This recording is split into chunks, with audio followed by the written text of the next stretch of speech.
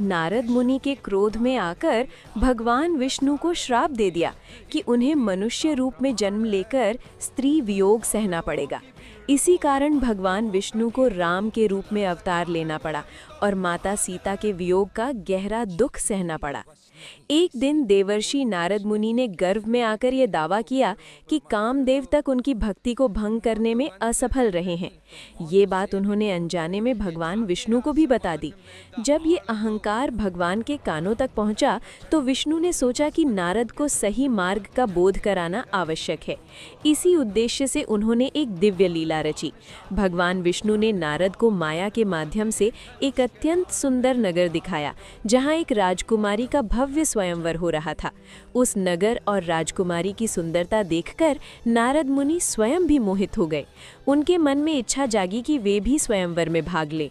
इसके लिए उन्होंने भगवान विष्णु से हरि रूप देने का वर मांगा ताकि वे सबसे सुंदर दिखाई दे। भगवान विष्णु ने हरि शब्द के दो अर्थों सुंदर मुख और वानर का प्रयोग करते हुए नारद को वानर मुख दे दिया। नारद इस परिवर्तन से अनजान रहे और स्वयंवर में पहुंच गए। वहां राजकुमारी ने उनकी ओर देखा तक नहीं और सीधे भगवान विष्णु को वरमाला पहना दी। जब स्वयंवर समाप्त हुआ तो नारद ने पास के सरोवर में अपना प्रतिबिंब देखा। वानर मुख देखकर उन्हें अत्यंत क्रोध आया और उसी क्षण उन्हें अपनी भूल का आभास हुआ कि उनका अहंकार ही इस अपमान का कारण बना।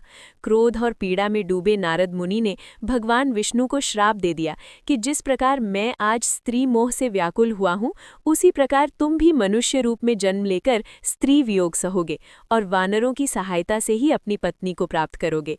भगवान विष्णु ने इस श्राप को शांत भाव से स्वीकार कर लिया और कहा कि ये श्राप आगे चलकर धर्म की स्थापना और अधर्म के नाश का माध्यम बनेगा। इसके बाद विष्णु ने अपनी माया हटा ली और वो नगर तथा राजकुमारी अदृश्य हो गए। तब नारद को पूर्ण रूप से समझ आ गया कि ये सब उनके अहंकार को तोड़ने और सच्ची भक्ति का पाठ पढ़ाने के लिए था। उन्होंने भगवान विष्णु से क्षमा मांगी और उनके चरणों में नतमस्तक हो गए।